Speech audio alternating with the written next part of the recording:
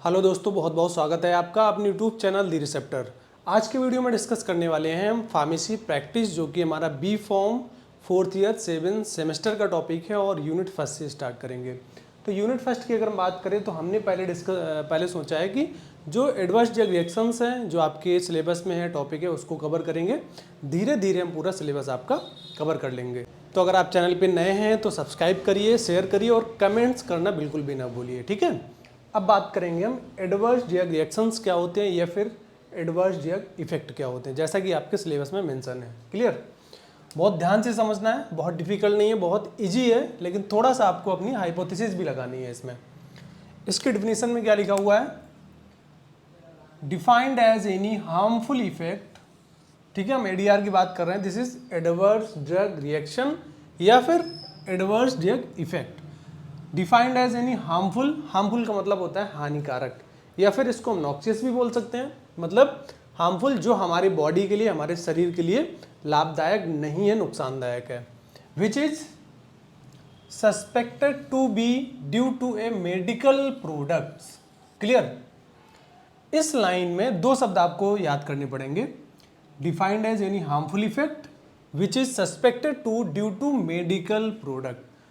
ऐसा समझ लीजिए एडीआर का मतलब, अगर कोई दिक्कत आपको हो रही है, मतलब किसी भी दवा से, मेडिकल प्रोडक्ट से, इट में भी मेडिसिन और मेडिकल डिवाइस दोनों हो सकता है, इसलिए यहाँ पे मेडिकल प्रोडक्ट लिखा हुआ है। अगर उसकी वजह से कोई हार्मफुल इफेक्ट आ रहा है, कोई हानिकारक इफेक्ट आ रहा है, नॉक्सियस इफेक्ट आ रहा है, तो उसको हम बोलते हैं एडवर्स ड्रग रिएक्शन या फिर एडवर्स ड्रग इफेक्ट। ठीक है? Suspected to be due to medical product, ठीक है। सस्पेक्टेड मतलब हम ये आशा करते हैं कि जो हमारा प्रॉब्लम हो रहा है वो मेडिकल प्रोडक्ट की वजह से हो रहा है, ना कि किसी और की वजह से। ठीक है। अब नेक्स्ट लाइन में हमारा है these are unpredictable and severe. Unpredictable का मतलब होता है हम उसकी कल्पना ना कर पाए, सोच ना पाए। जैसे कोई ड्रग हमारी मार्केट में आई, क्लिनिकल ट्रायल्स हुए, तो जब भी उसके clinical trials, pre clinical researches होती हैं तो उसका काइनेटिक और डायनेमिक डेटा मिल जाता है, इंक्लूडिंग टॉक्सिकोलॉजिकल प्रोफाइल, मतलब कौन सी दवा हमें किस हद तक साइड इफेक्ट दे सकती है, एडवर्स इवेंट दे सकती है, फिर कोई हार्मफुल इफेक्ट दे सकती है। ठीक है। लेकिन इन केस ऑफ एडीआर में क्या होता है, वो चीजें वहां पे नहीं मिलती हैं, इसीलिए यहाँ पे लिखा हुआ है अनप्रिडिक्टेबल। हम प्रिडिक्शन ही नहीं कर पाते कि हमें इस दवा से ये दिक्कत हो सकती है। ठीक है। अब देखो क्या है, अनप्रिडिक्टेबल आपको समझ में आ गया, एंड सीवियर, जो इनकी फ्रीक्वेंसी होती है ना, एडीआर अगर हो गया तो सीवियर होगा, हो सकता है उसकी वजह से आपको बहुत ज़्यादा कॉम्प्लिकेशंस बढ़ जाए, या फिर हो सकता है किसी पेशेंट की डेथ भी हो सकती है, या फिर हो सकता है कोई जेनेटिक चेंज हो जाए, कॉन्जेनाइटल एनोमली भी हो सकती है। ठीक है। अब आपको हम बताएंगे इसके एक एग्जाम्पल। ठीक है। अब जो एडीआर है इसका बहुत अच्छा एग्जाम्पल है थैलेडोमाइड ट्रेजेडी। जो थैलेडोमाइड ट्रेजेडी आपके यूके में हुई थी 1957 टू 61 तक। क्या ट्रेजेडी हुई थी? जो वहाँ पे प्रेग्नेंट लेडी थी, वो मोशन सिकनेस को प्रिवेंट करने के लिए एक मेडिसिन ले रही थी, जिसका नाम है thalidomide.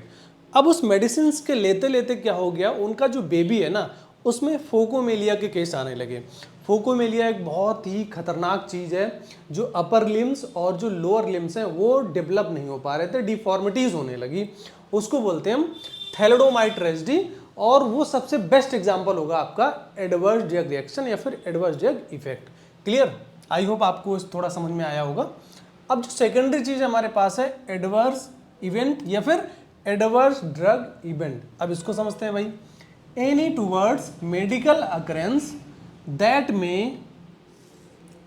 present during treatment with medicine but which does not necessarily have a causal relationship with treatment or medical product। ठीक है।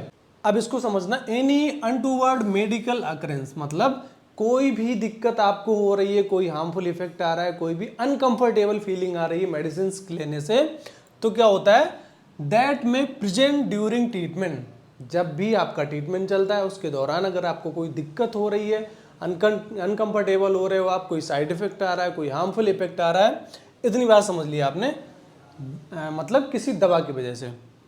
But which does not necessarily have a causal, ये कैजुअल नहीं है, बहुत ध्यान से समझना है, दिस इज कॉजल। कॉजल मतलब कारण, कारक। ठीक है। कॉजल रिलेशनशिप विद ट्रीटमेंट या फिर मेडिकल प्रोडक्ट।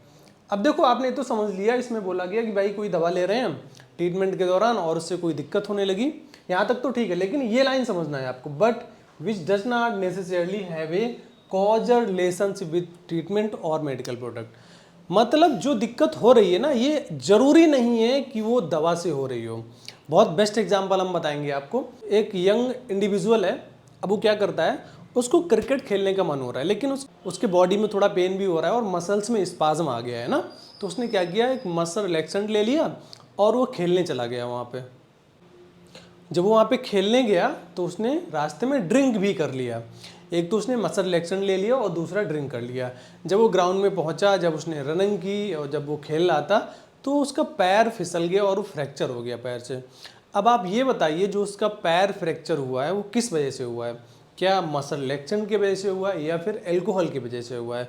ये कह पाना थोड़ा सा मुश्किल है जब तक हम उसकी एनालिसिस, जो एक्सपर्ट पैनल होता है, जब तक इसकी एनालिसिस नहीं करेगा तब तक हम ये बता पाना मुश्किल है कि ये मसल रिलैक्सेंट की वजह से हुआ था या फिर उस एल्कोहल की वजह से हुआ था। यही बात हम आपको प्रयास कर रहे हैं समझाने का कि जरूरी नहीं है कि दवा की वजह से। अब जो फ्रैक्चर हुआ है, कुछ लोग कहेंगे भाई एल्कोहल ले लिया था, मसल काम नहीं कर रहे थे, पैर इधर उधर लड़खड़ा रहे थे इसलिए गिर गया। कुछ लोग कहेंगे भाई मसल रिलैक्सेंट था, बहुत ज़्यादा रिलैक्स हो गई उसकी मसल्स, इसलिए वो काम नहीं कर रहा था, इसलिए फिसल के गिर गया। तो दोनों एग्जाम्पल सही हैं और हम आई होप आपको एडवर्स इवेंट का थोड़ा सा एग्जांपल समझ में आया होगा। मतलब ये जरूरी नहीं है वो जो आपका हार्मफुल इफेक्ट आ रहा है या फिर अनकंफर्टेबल फीलिंग्स आ रही हो किसी मेडिकल प्रोडक्ट की वजह से हो। मे और may not causal relationship with medical product, ठीक है। तो इसको बहुत ध्यान से समझना है। आई होप आपको एग्जाम्पल के माध्यम से भी समझ में आ गया होगा, ठीक है। अब जो तीसरी भी हमारे पास डिफिनीशन है वो है साइड इफेक्ट, जिसको बोलते हैं SE, ठीक है। इसको भी बहुत ध्यान से समझना है। दीज आर अनवांटेड, मतलब हमें डिजायर नहीं है, अनवांटेड। अनअवॉइडेबल मतलब इनको अवॉइड भी नहीं कर पाएंगे हम, बहुत दिक्कत है इनके साथ। साइड इफेक्ट क्या है, एक तो अनवांटेड है मतलब लेना भी नहीं है तब भी हमें मिल रहा है, और अनअवॉइडेबल अगर हम चाहकर भी अवॉइड करना चाहें तो बहुत मुश्किल होता है, ठीक है। कुछ सिचुएशंस होती हैं हम बताएंगे। एंड फार्माकोडायनामिक इफेक्ट, ये फार्माकोडायनामिक होता है। कैसे होता है अभी हम डिस्कस करेंगे, ठीक है। Side effect occurs in therapeutic dose, बहुत ध्यान से समझना है ये पॉइंट। साइड इफेक्ट आपका मोस्टली क्या होता है, वो थेरेपेटिक डोज पे आता है। जैसे कि एग्जांपल की बात करें, जैसे हमने ले लिया भाई टेट्रासाइक्लिन का, ठीक है। टेट्रासाइक्लिन का एग्जांपल ले लिया 100 mg। बहुत ध्यान से समझना है क्योंकि यहाँ पे हमने बात किया है थेरेपेटिक डोज। टेट्रासाइक्लिन आपकी एक एंटीबायोटिक है, लाइक डॉक्सीसाइक्लिन, मिनोसाइक्लिन्स। अब टेट्रासाइक्लिन 100 mg कोई पर्सन ले रहा है, अब उसको नोजिया की दिक्कत आ रही है, वॉमिटिंग की दिक्कत आ रही है, एब्डोमिनल क्रैम्प्स हो रहे हैं। कितने डोज पे हो रहा है, वो हो रहा है आपका 100 mg पे, ना कि 150 और 200 पे। वो कितनी डोज है आपकी, वो है 100 mg, मतलब थेरेपेटिक डोज है वो 100 mg है। 100 mg पे ही बैक्टीरिया इन्फेक्शंस कम होंगे, बैक्टीरिया को किल करेगा। इसीलिए यहाँ पे बोला गया है कि थेरेपेटिक डोज पे ही प्रॉब्लम आएगी। जब थेरेपेटिक डोज पे प्रॉब्लम आएगी, अगर आप डोज कम कर रहे हो तो उसका एक्शन नहीं मिल पाएगा, हमें सीमैक्स अचीव नहीं कर पाएगी। हो सकता है जो बैक्टीरियल ग्रोथ इनबिट होनी थी वो उतनी नहीं हो पाएगी, इसलिए थोड़ा सा यहाँ पे डिफिकल्टीज आती हैं और इसीलिए अनअवॉइडेबल एंड फार्माकोडायनेमिक इफेक्ट बोला गया है। क्लियर, आई होप आपको एग्जाम्पल के माध्यम से थोड़ा समझ में आया होगा। दीज आर लेस सीवियर, हाँ ये लेस सीवियर होते हैं किसके कंपेयर में, अगर हम बात करें एडीआर हमारा बहुत ज़्यादा सीवियर होता है, उसमें जान भी जा सकती है, कोई कॉन्जेनाइटल प्रॉब्लम्स भी हो सकती है, लेकिन in case of side effect problem ज़्यादा नहीं होने वाली है। एलर्जी हो सकती है, रैसेस आ सकते हैं, आपको क्रैम्प्स हो सकता है, डायरिया हो सकता है, लूज मोशंस की दिक्कत आ सकती है, आपको नोजिया वॉमिटिंग की दिक्कत आती है। जैसे ही आप दवा को छोड़ देते हो अपने आप वो सही भी हो जाती है ना, तो बहुत ज़्यादा इसमें सोचने की दिक्कत नहीं है, बहुत ज़्यादा कॉम्प्लिकेशंस नहीं है। एंड प्रिडिक्टेबल, प्रिडिक्टेबल का मतलब होता है कि हमें पहले से उसके बारे में थोड़ा सा अनुमान है, कुछ अंदाजा है, कुछ हाइपोथेसिस है। ड्यूरिंग क्लिनिकल ट्रायल्स या फिर जब भी कोई इन्वेस्टिगेशंस होता है, क्लिनिकल स्टडी होती है, प्री क्लिनिकल स्टडीज़ होती हैं, तो उस टाइम पे हमें पता लग जाता है भाई डॉक्सीसाइक्लिन है, डॉक्सीसाइक्लिन से हमें नोजिया की दिक्कत आ सकती है, वॉमिटिंग की दिक्कत आ सकती है। तो जो लीफलेट रिलीज़ किया जाता है, इसका डेटा रिलीज़ किया जाता है, या फिर कोई FDA जो रेगुलेटरी बॉडी होती है कंट्री को रिलीज़ कर देती है, उसमें दिखा देती है कि ये टॉक्सिकोलॉजिकल प्रोफाइल है इस ड्रग की, इस दवा के लेने से आपको ये दिक्कतें हो सकती हैं, पॉसिबिलिटी हो सकती है ना। तो दैट्स वाई हमने यहाँ पे प्रिडिक्टेबल मेंशन किया। अब बात करेंगे जो हमारे साइड इफेक्ट है उसके एग्जाम्पल्स की, ठीक है। आई होप आपको डिफिनीशन भी समझ में आई होगी, लेकिन हम साइड इफेक्ट के एग्जाम्पल्स बात करेंगे तो हो सकता है आपको थोड़ा और समझ में आ जाए। तो पहला जो एग्जाम्पल लिया है हमने वो लिया है प्राजोशिन। प्राजोशिन एक अल्फा ब्लॉकर है हमारी, as a anti hypertensive utilise होती है। इसके लेने से क्या होता है ना, पॉस्चुरल हाइपोटेंशन होता है, ठीक है। हाइपोटेंशन मतलब आपका ब्लड प्रेशर लो हो जाएगा, और पॉस्चुरल का मतलब होता है कि आपकी जो सेटिंग पोज हो सकती है, या फिर आप स्टैंडिंग मतलब जब आप खड़े होते हैं या फिर आप बैठते हैं या फिर लेटते हैं, उस टाइप पे आपका बीपी होता है वो फॉल डाउन हो जाता है। दैट्स वाई वी से पॉस्चुरल हाइपोटेंशन। प्राजोशिन की थेरेपेटिक डोज पे हो रहा है, ये चीज याद रखना है क्योंकि यहाँ पे मेंशन है। तो प्राजोशिन है आपकी, वो पॉस्चुरल हाइपोटेंशन किस डोज पे हो रहा है, वो हो रहा है थेरेपेटिक डोज पे, थेरेपेटिक डोज पे हो रहा है, ठीक है। अब दूसरी हमने जो एग्जांपल लिया वो लिया है atropine. We know atropine is a well known anticholinergic drugs and cause dryness of mouth, ठीक है। एंटीकोलिनर्जिक के केस में, आपके एट्रोपिन के केस में सेम प्रॉब्लम है, थेरेपेटिक डोज पे जो ड्राइनेस ऑफ माउथ की प्रॉब्लम आ रही है। एक चीज और समझ लो, इसमें जो आपके साइड इफेक्ट होते हैं ना, उसको बहुत अच्छे से यूटिलाइज भी किया जाता है पॉजिटिव वे में। पॉजिटिव वे में अब थोड़ा सा आप सोच रहे होंगे भाई साइड इफेक्ट है उसको पॉजिटिव वे में कैसे यूटिलाइज करेंगे। लाइक हमने यहाँ पे बोला कि एट्रोपिन के लेने से ड्राइनेस ऑफ माउथ होता है, और इसके अलावा जो आपका एट्रोपिन होता है वो एंटी सिक्रेटरी एजेंट या मतलब यूटिलाइज होता है, जो आपके बॉडी के सिक्रेशंस है ना उनको ब्लॉक कर देता है। अब आपको सोचना चाहिए कि कौन सी ऐसी सिचुएशंस होती है जिसमें हमें बॉडी के सिक्रेशंस को ब्लॉक करना होता है। जब भी किसी पर्सन की सर्जरी होती है तो हमें प्री एनेस्थेटिक मेडिकेशंस में एंटीकोलिनर्जिक लगानी पड़ती है कि उसके बॉडी के सिक्रेशंस कम हो जाएं, जिससे हम अच्छे से उसको परफॉर्म कर पाएं, ठीक है। तो एट्रोपिन का जो ड्राइनेस ऑफ माउथ उसका साइड इफेक्ट है, लेकिन हम उसको पॉजिटिव वे में सर्जरी के पहले प्री मेडिकेशन के तौर पे इसको यूटिलाइज करते हैं। एक एग्जांपल और है, लाइक आपका सिप्रोहेप्टेडिन आपकी एंटी हिस्टामिन ड्रग है, उसका एक साइड इफेक्ट होता है कि आपके बॉडी में एपेटाइट को बहुत ज़्यादा इंप्रूव कर देती है, तो उसको एज ए हम पॉजिटिव वे में भी यूज़ करते हैं। जिन लोगों को भूख नहीं लगती है तो हम सिप्रोहेप्टेडिन भी प्रेस्क्राइब करते हैं फिजिशियन, ठीक है। तो आई होप आपको थोड़ा समझ में आया होगा। तो साइड इफेक्ट आपके नेगेटिव भी हो सकते हैं और पॉजिटिव भी हो सकते हैं, ठीक है। तो जैसे हमने एट्रोपिन को यूटिलाइज कर दिया पॉजिटिव वे में, सिप्रोहेप्टेडिन को भी यूटिलाइज करते हैं हम लोग पॉजिटिव वे में, ठीक है। अब जो नेक्स्ट हमारा है आपके सिलेबस का एक्सेसिव फार्माकोलॉजिकल एक्शन, या फिर हम बोलें इसको टॉक्सिक इफेक्ट। देखो एक्सेसिव फार्माकोलॉजिकल एक्शन के नाम से ही आपको पता लग रहा होगा, एक्सेसिव मतलब ज्यादा या फिर अधिकतम, ठीक है। एक्सेसिव मतलब अमाउंट ज्यादा होना, एक्सेसिव हो जाना।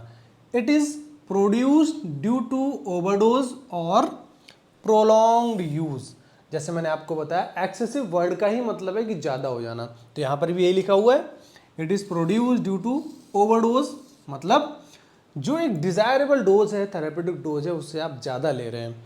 इसके अलावा अगर आप किसी मेडिसिन को, किसी मॉलिक्यूल्स को बहुत लंबे टाइम तक ले रहे हैं, हो सकता है वो आपका कोई क्रोनिक इलनेस हो, कोई क्रोनिक कॉम्प्लिकेशन हो, तो उस केस में क्या होता है हमें बहुत लंबे टाइम तक अपनी थेरेपी को कंटिन्यू करना पड़ता है, ठीक है। तो इसको बोलते हैं हम एक्सेसिव फार्माकोलॉजिकल एक्शन या फिर टॉक्सिक इफेक्ट। अब इसके एग्जाम्पल हमारे पास क्या है, जेंटामिसिन एक तरह की एंटीबायोटिक है जो कि हमारी अमीनोग्लाइकोसाइड कैटेगरी की है। इसके लेने से हमें क्या होता है, रिनल टॉक्सिसिटी या फिर नेफ्रोटॉक्सिटी इसको बोलते हैं। एट्रोपिन आपको पता है एट्रोपिन एंटीकोलिनर्जिक है, इसके लेने से डेलिरियम की दिक्कत आती है। नेक्स्ट हमारे पास है पैरासीटामोल, बहुत ही वेल नोन एनसैड्स की कैटेगरी में आने वाली ड्रग है, जिसके लेने से क्या होता है, हेपेटोटॉक्सिटी मतलब आपका लीवर फेल हो सकता है, इससे लीवर में प्रॉब्लम कॉम्प्लिकेशंस आ सकती हैं। नेक्स्ट जो फोर्थ हमारे पास एग्जांपल है वो है morphine. Morphine is a well known opioid analgesic, ठीक है। इसके लेने से क्या होता है हमें, देखो यहाँ पे लेने से तो ठीक है, लेकिन दो चीजें बताई गई हैं, ओवरडोज में ले रहे हो या फिर आप प्रोलॉन्ग टाइम में मतलब लंबे टाइम तक उसको कंटिन्यू कर रहे हो, तो उस केस में हम यहाँ पे देखा है, तो उस केस को हम यहाँ पे देख रहे हैं ना। मॉर्फिन ले रहे हो तो रिस्पायरेटरी सप्रेस हो जाएगी, जब रिस्पायरेटरी सप्रेस हो जाएगी, डिक्रीज हो जाएगी, तो आपका जो CO2 रिटेंशन बढ़ जाएगा, ऑक्सीजन डिफिशिएंसी हो जाएगी, ठीक है। नेक्स्ट हमारे पास है सेकेंडरी इफेक्ट। अब देखो सेकेंडरी इफेक्ट में क्या है, these are indirect consequences of primary action of drug, ठीक है। These are indirect consequences of a primary action of drug. As usual अगर हम प्राइमरी एक्शंस की बात करें, भैया कोई दवाई ली जा रही है तो क्यों ले रहे हो आप, जैसे आप कोई मेडिसिन ले रहे हो तो आप क्यों ले रहे हो भाई? दवाई ले रहे हैं जिससे हमारा जो कोई डिजीज है, सिंड्रोम है या फिर कोई दिक्कत है वो सही हो जाए, इसीलिए तो ले रहे हैं। वो एक दवा का प्राइमरी एक्शन होता है, लेकिन उसके अलावा अगर कोई प्रॉब्लम आने लगे तो हमारा सेकेंडरी इफेक्ट हो जाता है वो, इसीलिए यहाँ पे लिखा हुआ है सेकेंडरी इफेक्ट। ठीक है, दवा जैसे मान लो कोई एंटीबायोटिक है भाई, एंटीबायोटिक आप क्यों ले रहे हो? सप्रेस दी बैक्टीरियल ग्रोथ, लेकिन वो उसके अलावा कुछ और प्रॉब्लम क्रिएट करने लगे तो वो सेकेंडरी इफेक्ट हो जाएगा। अब एग्जाम्पल के माध्यम से आप समझेंगे, like tetracycline. Tetracycline well known एक हमारी ब्रॉड स्पेक्ट्रम एंटीबायोटिक है। ये क्या करती है? Suppressing of bacterial gut flora. ठीक है, टेट्रासाइक्लिन के लेने से क्या होता है, आपकी बॉडी में जो बैक्टीरिया पैथोजन है वो तो किल होता ही है, इसके अलावा इसका और एक्शन है, आपकी बॉडी में जो गट फ्लोरा है ना, जो आपकी पॉजिटिव बैक्टीरिया है, प्रोबायोटिक्स आपके गट में है, वो भी सप्रेस होने लगती हैं। और आपको ये चीज़ पता होना चाहिए, जब भी आपका गट फ्लोरा डिस्टर्ब होगा आपको जीआईटी की दिक्कत बनने लगेगी, न्यूरोलॉजिकल कॉम्प्लिकेशंस आने लगेंगे, डायरिया हो जाएगा, बहुत सारी बीमारियां आपको होने लगेंगी। ठीक है, तो टेट्रासाइक्लिन के लेने से आपका गट फ्लोरा भी डिस्टर्ब हो गया, सप्रेस होने लगा। लेकिन होना क्या चाहिए भाई? हमने तो टेट्रासाइक्लिन इसलिए ली थी क्योंकि जो बैक्टीरिया हमारे बॉडी में है, पैथोजन है, जो हम बीमार हैं, वो हमारी बीमारी सही हो जाए। लेकिन बीमारी तो सही हो गई, लेकिन जो उपहार हमें मिल गया वो मिल गया हमारी बैक्टीरियल जो गट फ्लोरा, जो हमारा गट फ्लोरा है उसमें जो पॉजिटिव बैक्टीरिया वो सप्रेस होने लगी। एक तरफ तो हमें अच्छा लगा कि भाई जो बैक्टीरिया पैथोजन खत्म होंगे, लेकिन दूसरी तरफ इसने टेट्रासाइक्लिन ने प्रॉब्लम खड़ी कर दी। क्या खड़ी कर दी? जो आपके गट में पॉजिटिव बैक्टीरिया उसको भी खत्म कर दिया, जो कि हमें डिजायर नहीं था। सेकेंड हम देंगे कॉर्टिकोस्टेरॉइड्स। अब देखो कॉर्टिकोस्टेरॉइड्स का बहुत अच्छा फंक्शन होता है, वो क्या होते हैं? इम्यूनिटी सप्रेसेंट्स होते हैं, एंटी इन्फ्लामेटरी होते हैं, बहुत सारे एक्शंस होते हैं, लेकिन जो बहुत पोटेंशियल एक्शन है आपके कॉर्टिकोस्टेरॉइड्स के, immunity suppressants and anti inflammatory. अब देखो इम्यूनिटी सप्रेसेंट्स का नीड कब होता है? जब भी हम ऑर्गन ट्रांसप्लांटेशन करते हैं, किसी एक व्यक्ति का ऑर्गन किसी दूसरे में लगाते हैं, तो उस टाइम पे क्या होता है? एंटीजन एंटीबॉडी रिएक्शंस होने लगते हैं। तो कहीं ऐसा ना हो कि हाइपर इम्यूनिटी का केस आ जाए कि ऑर्गन एडॉप्ट ना कर पाए। ठीक है, तो उस केस में हम मोस्टली कॉर्टिकोस्टेरॉइड्स का इस्तेमाल करते हैं। अब क्या हुआ, जब भी आप कॉर्टिकोस्टेरॉइड्स लेते हो तो प्रॉब्लम क्या होने लगती है? आपकी इम्यूनिटी बहुत ज़्यादा सप्रेस होने लगती है। और आपको पता है, जब आपकी बॉडी इम्यूनिटी को सप्रेस करने लगेगी तो क्या होगा? फिर आप बीमारियों से ग्रसित होने लगोगे। जो डिफेंस मैकेनिज्म है आपके बॉडी का वो काम नहीं करेगा, आपके पैथोलॉजिकल जो पैथोजेंस हैं उनका अटैक बहुत ज़्यादा बढ़ जाएगा। आई होप आपको ये बहुत अच्छे से समझ में आ गया होगा। आप इसका स्क्रीनशॉट भी ले सकते हो।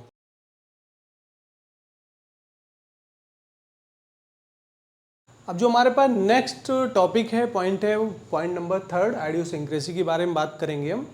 देखो आइडियोसिंक्रेसी समझना है थोड़ा सा इसमें यूनिक फीचर है, क्या है वो देखते हैं हम। This is refers to genetically determined abnormal reactivity to chemical. Genetically determined मतलब कुछ ऐसा हो रहा है जो जीन लेवल पे काम हो रहा है ना। इसका मतलब जो आइडियोसिंक्रेसी रिएक्शंस है, इसके नाम से लग रहा है कहीं ना कहीं जीन की बात हो रही है ना। एक हमारे जो जेनेटिक मेकअप्स हैं, जेनेटिक केमिकल्स हैं, उनके बारे में बात हो रही है। The drug interacts with some unique feature of individual. बहुत ध्यान से समझना है। The drug interacts with some unique feature of individual का नाम लिखा है यहाँ पे, किसी सिंगल पर्सन की बात हो रही है। Not found in majority of subject. Subject मतलब कोई इंडिविजुअल है। ठीक है, सब्जेक्ट क्लिनिकल ट्रायल्स में बोलते हैं, यहाँ पे मेंशन हो गया है। क्या बोला गया है कि कोई यूनिक फीचर, कोई जो हमारी दवाई है, मेडिसिन है, वो कोई यूनिक फीचर को प्रोड्यूस करेगी। ठीक है, और वो यूनिक फीचर किसी इंडिविजुअल पे आएगा, वो जरूरी नहीं सब पे आए। जैसे बाई चांस आपने कोई दवाई ली है, आप फिजिशियन हो, फार्मासिस्ट हो, आपने 20 लोगों को मेडिसिन दी है। 20 में हो सकता है 1-2 लोगों पे कोई ऐसा सिम्टम आ जाए जो कभी देखने को ना मिला हो, मतलब यूनिक फीचर, कोई अलग सा कोई सिम्टम आ जाए जो कि जो रिमेन 18 सब्जेक्ट हैं, 18 आपके इंडिविजुअल्स हैं, उसके अंदर ना हो। This is called idiosyncrasy. Clear हुआ? और ये मोस्टली जेनेटिक इसलिए बताया गया है कि मोस्ट ऑफ द टाइम क्या होता है, बाई चांस कोई ऐसा हार्मोन्स है, कोई इंजाइम है आपका, कोई रिसेप्टर है, या फिर कोई ऐसा हिपैटिक आइसो इंजाइम से लाइक आपका CYP450 होता है। बाई चांस कोई आपने ओरल मेडिसिन ली और हो सकता है कि जो इंडिविजुअल्स हैं, इंडियन इंडिविजुअल्स हैं, उनके लीवर में CYP450 का लेवल कम है, अफ्रीकन है तो उनकी जो लीवर में आइसो एंजाइम्स हैं वो थोड़ा सा ज़्यादा है, या फिर बात करें यूएसए के जो पर्सन इंडिविजुअल्स हैं उनके जो आइसो एंजाइम्स है लीवर में उसकी क्वांटिटी और कम है ना। तो ऐसे कुछ जीन लेवल पे डिफ्रेंशिएट हो जाता है, जीन मेकअप थोड़ा सा चेंज हो जाता है, तो कहीं ना कहीं जो ड्रग का एक्शन है वो थोड़ा सा अलग हो जाता है या फिर बिल्कुल डिफरेंट हो जाता है। ठीक है, तो मैंने आपको बताया कि 20 लोगों को आप दवाई दे रहे हो, 20 में 18 को तो लगभग वही सिम्टम आ रहे हैं, वही एक्शन देखने को मिल रहा है, लेकिन एक दो कुछ पर्सन्स इंडिविजुअल्स ऐसे हो सकते हैं कुछ आपको यूनिक सा देखने को मिल जाए। अब एग्जाम्पल के माध्यम से हम समझेंगे। जो बार्बिटूरेट्स होती है आपकी वो क्या होती है, वो सीएनएस डिप्रेसेंट है, मतलब बार्बिटूरेट लेने से आपको नींद आएगी, सीएनएस डिप्रेस हो जाएगा। लेकिन कुछ इंडिविजुअल्स में रिसर्च में ऐसा देखा गया है वो आपके एक्साइटमेंट को बढ़ा रही है, ठीक है, और मेंटल कंफ्यूजन कर रही है, मतलब सीएनएस एक्साइटमेंट की तरह काम कर रही है, स्टिमुलेंट्स के तरह काम कर रही है, मेंटल को माइंड को काम नहीं कर रही है, सप्रेस नहीं कर रही है, ये कर रही है कंफ्यूजन कर रही है। ठीक है, तो इसका बहुत ही बड़ा एक कंट्रोवर्शियल रिपोर्ट है कि अगर आइडियोसिंक्रेसिक रिस्पॉन्स है बार्बिटूरेट्स का तो आपके सीएनएस को सप्रेस नहीं करेगी, वो एक्साइट कर देगी, स्टिमुलेट कर देगी। नेक्स्ट क्यूनिन आपकी एंटी मलेरियल ड्रग है। बहुत सारे इंडिविजुअल्स में, या फिर अगर हम क्यूनिन की बात करें तो कुछ इंडिविजुअल्स में क्रैम्प्स की दिक्कत आती है, डायरिया की दिक्कत आती है और एजमा जैसी प्रॉब्लम्स हमें देखने को मिलती हैं। ठीक है, अब जो हमारे पास है फोर्थ, ठीक है, बहुत इंपॉर्टेंट है, allergic drug reaction. This is allergic drug reaction, या फिर दूसरे नाम से बोलते हैं हम हाइपर सेंसिटिविटी। हाइपर सेंसिटिविटी का मतलब होता है, सेंसिटिविटी का मतलब होता है संवेदना। संवेदना मतलब जैसे कि हमने अपने स्किन पे कोई चीज़ टच किया ना तो हमें सेंस होगा, हमारे ब्रेन को सेंस होगा ना, दिस इज संवेदना, मतलब आपको कुछ फील हो रहा है, सेंसिटिविटी हो रही है। अगर वही चीज़ हाइपर में हो जाए, बहुत ज़्यादा संवेदनशील हो जाए आप, this is called hyper sensitivity. वही केस ड्रग पे अप्लाई होता है। कैसे होता है अब समझेंगे थोड़ा सा। It is immunological mediator reaction, मतलब जो एलर्जी हो रही है कहीं ना कहीं उसमें इम्यूनिटी रिस्पॉन्सिबल है, लिम्फोसाइट्स बी का रोल है, तो कहीं ना कहीं हमारी बॉडी में एंटीजन एंटीबॉडी इंटरेक्ट कर रहे हैं। ठीक है, आप इतना समझ लीजिए। Immunological mediated reaction producing stereotype symptoms which are unrelated to pharmacodynamic profile of drug. अब इस लाइन का मतलब ये है कि जो इम्यूनोलॉजिकल रिस्पॉन्स है या फिर हाइपर सेंसिटिविटी किसी ड्रग की हो रही है तो उसके फार्माकोडायनेमिक इफेक्ट से कोई मतलब नहीं है, समझ रहे हैं आप, which are unrelated to pharmacodynamic profile of drug. उसकी फार्माकोडायनेमिक से यहाँ पे कोई रिलेशन नहीं है। भाई जब फार्माकोडायनेमिक से कोई रिलेशन नहीं है तो फिर एलर्जी क्यों हो रही है, क्वेश्चन आता है। अब देखना यहाँ पे जो मोस्टली इसमें टारगेट ऑर्गन्स होते हैं ना एलर्जी के लिए रिस्पॉन्सिबल होते हैं, वो सबसे ज़्यादा रिस्पॉन्सिबल होता है आपका स्किन, इसके बाद एयरवे मतलब ये जो रिस्पायरेशन है, blood vessels and GIT. These are major crucial organ responsible for your allergy, skin, airway, blood vessels and GIT region। क्यों होता है ऐसा भाई, एलर्जी क्यों कॉज करती है हमारी मेडिसिन? ड्रग्स और इट्स मेटाबोलाइट्स, कोई ड्रग हो सकती है या फिर उसका मेटाबोलाइट्स हो सकता है। एक्ट एज एंटीजन एजी, और जो एंटीजन बनता है ना वो मोस्टली आपका बनता है हिप्टेन। ठीक है, यही प्रॉब्लम है, इसीलिए यहाँ पे लिखा था इम्यूनोलॉजिकल मीडिएटर रिएक्शन, मतलब कोई ड्रग या फिर उसका मेटाबोलाइट्स आपके बॉडी में एज ए एंटीजन की तरह अगर काम करने लगा, और वो मोस्टली हिप्टेन होता है, अगर वो एंटीजन की तरह काम करने लगा तो आपको पता है जो एंटीजन है बॉडी में जाएगा तो हमारी बॉडी में क्या करेगा, इम्यूनोलॉजिकल रिएक्शंस होंगे और एंटीजन एंटीबॉडी को प्रोड्यूस करने लगे, मतलब दोनों में लड़ाइयाँ चालू हो जाएंगी और आपकी बॉडी डिफेंस मैकेनिज्म करेगी और एंटीबॉडी को रिलीज करना चालू कर देगी। तभी तो आपके स्किन में रैसेज आ जाते हैं, रेडनेस आ जाता है, पेन का सेंसेशन होने लगता है। जब भी कोई मेडिसिन कोई मॉलिक्यूल्स एलर्जी करता है तो क्या होता है, मोस्टली सिम्टम आपको क्या देखने को मिलेंगे, हो सकता है आपका रिस्पायरेशन बहुत ज़्यादा बढ़ जाए, बॉडी में बहुत ज़्यादा रेडनेस आ जाए, इचिंग होने लगे, आप बहुत ज़्यादा अनकंफर्टेबल फील करने लगे ना, तो मोस्टली यही सिम्टम देखने को मिलते हैं। अगर हम ड्रग एलर्जी की बात करें तो इसको हाइड करने के लिए हम समटाइम्स मेडिसिन का यूज़ करते हैं, मोस्ट ऑफ द टाइम पे हम एंटीहिस्टामिन्स का भी यूज़ करते हैं और कुछ स्टेरॉइड्स हैं उनका भी यूटिलाइज करते हैं ना। तो हमें खुद से नहीं करना है, वो आपका क्लिनिकल जो क्लिनिशियन है, आपके डॉक्टर्स हैं, उनका काम है कैसे हम एलर्जी को सप्रेस करें। ठीक है, देखो एग्जांपल की अगर बात करें तो कोई भी दवाई, इस वर्ड में कोई भी मेडिसिन एलर्जिक रिएक्शंस कर सकती है, ठीक है, लेकिन यहाँ पे एग्जांपल हमने लिए हैं पेंसिलिन एंड मेट्रोनिडाजोल। इसके बहुत ज़्यादा केस देखे जाते हैं, आपको हाइपर सेंसिटिविटी का केस आ जाएगा। फिर रिपीट कर रहे हैं, जो एलर्जी का केस है, वर्ल्ड में कोई भी मॉलिक्यूल आपको एलर्जी दे सकता है। एलर्जी कैसे होगी? जो आपका ड्रग है या फिर उसका एक्टिव मेटाबोलाइट्स है वो एज ए एंटीजन की तरह काम करने लगे। कौन सा एंटीजन होगा? वो आपका हिप्टेन। हिप्टेन ही एज ए एंटीजन, क्योंकि बाहर से आ रहा है। हमारी बॉडी में एंटीबॉडी है, जब कोई बाहर से एक्सोजेनियस मटेरियल आता है तो हमारी बॉडी उसको रिकॉग्नाइज करती है, एनालिसिस करती है, तो हेप्टेन ही एज ए एंटीजन की तरह काम करने लगता है, इसलिए ये प्रॉब्लम्स होने लगती है। अब जो 5th नंबर पे है ड्रग विड्रॉल सिम्टम, इसके नाम से आपको समझना है ड्रग मतलब कोई मॉलिक्यूल है जिससे हम ट्रीटमेंट, डायग्नोसिस, प्रिवेंशन कर रहे हैं। विड्रॉल रिएक्शन, विड्रॉल का मतलब होता है बाहर निकाल लेना या फिर जो आपकी थेरेपी चल रही है उसको टर्मिनेट कर देना। ड्रग विड्रॉल रिएक्शंस का मतलब क्या है? Apart from drugs that are usually recognised as producing dependency, sudden interruptions of therapy. Drug withdrawal symptom mostly तब आते हैं जब आप किसी भी दवा को लेते हो, आपको डिपेंडेंसी हो जाती है, उसके बाद सडन आप ट्रीटमेंट को बंद कर देते हो ना, सडन इंटरप्शंस ऑफ थेरेपी।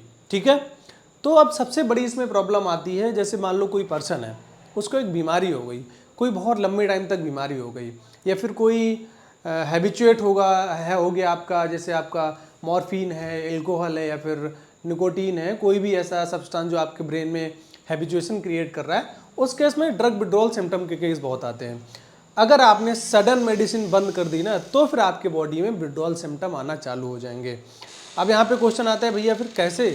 जब दवाई को बंद करना है तो कैसे करें? आपको क्या करना है? धीरे धीरे उसकी डोज को कम करना है। लाइक कोई मेडिसिन आप ले रहे हो, 10 mg पर डे की डोज चल रही है आपकी, ठीक है, तो आपको क्या करना है? 5 करना है, 2.5 करना है, 1 दिन का गैप देना है, 2 दिन का गैप देना है, 3 दिन का गैप देना है, ऐसे धीरे धीरे उसकी डोज को कम करना है, टाइम इंटरवल बढ़ा देना है, तब उस जो आपका प्रॉब्लम है ड्रग विड्रॉल सिम्टम्स का प्रॉब्लम नहीं आने वाला है। अब बात करें भाई एग्जाम्पल्स की। अब इसमें एग्जाम्पल हमने लिया है कॉर्टिकोस्टेरॉइड्स, ठीक है। कॉर्टिकोस्टेरॉइड्स लेने से देखो, जब तक आप लेते रहोगे किसी भी तरह कोई दिक्कत नहीं आने वाली, ड्रग विड्रॉल सिम्टम नहीं आएगा। दिक्कत कब आएगी? जब आप ट्रीटमेंट को बंद कर दोगे ना। अब स्टेरॉइड्स, कॉर्टिकोस्टेरॉइड्स लगातार आप लंबे टाइम तक ले रहे हो, आपने सडन बंद कर दिया, तो क्या होगा? Acute adrenal inefficiency, acute adrenal insufficiency में दिक्कत आती है, आपके बॉडी में एड्रिनल हार्मोन्स प्रॉपर रिलीज नहीं हो पाएगा ना। क्लोनिडीन, सेम केस है क्लोनिडीन का भी। अगर आप सडन विड्रॉल करते हो, बंद कर देते हो दवाई खाना, तो आपको सीवियर हाइपरटेंशन क्राइसिस की प्रॉब्लम हो जाएगी, बीपी बहुत ज़्यादा राइज कर जाएगा। नेक्स्ट आपका है well known beta blocker, utilise as a anti hypertensive. अगर आप बीटा ब्लॉकर्स को ले रहे हो, सडन आपने बंद कर दी है थेरेपी, तो आपको क्या प्रॉब्लम होने वाली है? आपको प्रॉब्लम हो जाएगी एंजाइना पेक्टोरिस, जिसको हम बोलते हैं पेन सिंड्रोम, जो आपकी कोरोनरी आर्टरीज ब्लॉक हो जाती है और बहुत ज़्यादा पेन होने लगता है हमें। आई होप आपको इसमें समझ में आ गया होगा। So now next move to 6, topic number 6, this is genetically determined toxicity, clear। अब देखो इसको समझेंगे, इसके नाम से भी आपको लग रहा हो कहीं ना कहीं हम जीन लेवल की बात कर रहे हैं ना, जेनेटिक मेकअप्स की बात कर रहे हैं। पेशेंट विद स्पेशल जीनोटाइप और जेनेटिक मेकअप, बहुत ध्यान से आपको समझना है। यहाँ पे क्या समझना है? पेशेंट स्पेशल जीनोटाइप और जेनेटिक मेकअप, ठीक है। यहाँ पे पेशेंट भी कर सकते हो या फिर आप हेल्थी इंडिविजुअल्स भी बोल सकते हो। उसमें क्या होगा? स्पेशल टाइप का जेनेटिक मेकअप होगा या फिर उसका जीनोटाइप होगा। स्पेशल जेनेटिक्स मेकअप का मतलब होता है कि अगर किसी इंडिविजुअल्स में, किसी पेशेंट में या फिर किसी सब्जेक्ट में स्पेशल जेनेटिक मेकअप है, उसके पास कोई जीनोटाइप है जिसकी वजह से स्पेशली टॉक्सिसिटी हो रही है किसी भी ड्रग की, उस केस को हम बोलते हैं genetically determined toxicity. Special gene होगा जिसकी वजह से वो टॉक्सिसिटी आ रही है, ठीक है। Patient with special genotype genetic makeup, there is risk of toxicity. अब एग्जांपल के माध्यम से यहाँ पे समझेंगे। हमने एक ड्रग ली है जिसको आइसोनियाजाइड या फिर आइसोनियाजिड बोलते हैं। This is well known anti tubercular drug. अब क्या होता है? मेटाबोलाइज्ड इन लीवर, ओरल लेंगे, लीवर में मेटाबॉलिज्म होगा। मेटाबॉलिज्म इसका कौन कर रहा है? एन एसिटाइल ट्रांसफरेज, ये एक एंजाइम है जो आइसोनियाजिड को आपका लीवर में मेटाबोलाइट कर रहा है। अब देखना है यहाँ पे, in the population some individuals are slow acetylators. Slow acetylators का मतलब किसी जो इंडिविजुअल्स हैं, कुछ लोग तो बहुत जल्दी मेटाबोलाइज कर दे रहे हैं आपके आइसोनियाजिड को, कुछ लोग आपके क्या हैं? स्लो हैं। एज सम फास्ट, कुछ लोग स्लो एसिटाइलेटर्स हैं, बहुत जल्दी मेटाबॉलिज्म हो रहा है, और कुछ का बहुत स्लो हो रहा है ना। सम फास्ट स्लो एसिटाइलेटर्स ऑफ आइसोनियाजिड में सफर पेरिफेरल न्यूरोपैथी। आई होप आपको थोड़ा सा प्रेडिक्शन लग गया होगा कि जेनेटिक डिटरमाइन टॉक्सिसिटी क्या होती है। कुछ इंडिविजुअल्स, भैया आइसोनियाजिड हमने दे दी, कुछ हमारे पास जो सब्जेक्ट थे वो स्लो एसिटाइलेटर्स थे, कुछ फास्ट एसिटाइलेटर्स थे। अब जो इंडिविजुअल्स में एसिटाइलेशन कम हो रहा था, किसका, आपका आइसोनियाजिड का मेटाबॉलिज्म एसिटाइलेशन कम हो रहा था, उनको क्या दिक्कत आने लगी, उनको दिक्कत आने लगी पेरिफेरल न्यूरोपैथी। वही चीज़ बताई गई है जेनेटिकली, वही चीज़ तो यहाँ पे बताई गई है, genetically determine toxicity. I hope आपको वीडियो अच्छा लगा होगा, तो please subscribe, share and hit the bell icon. Thank you.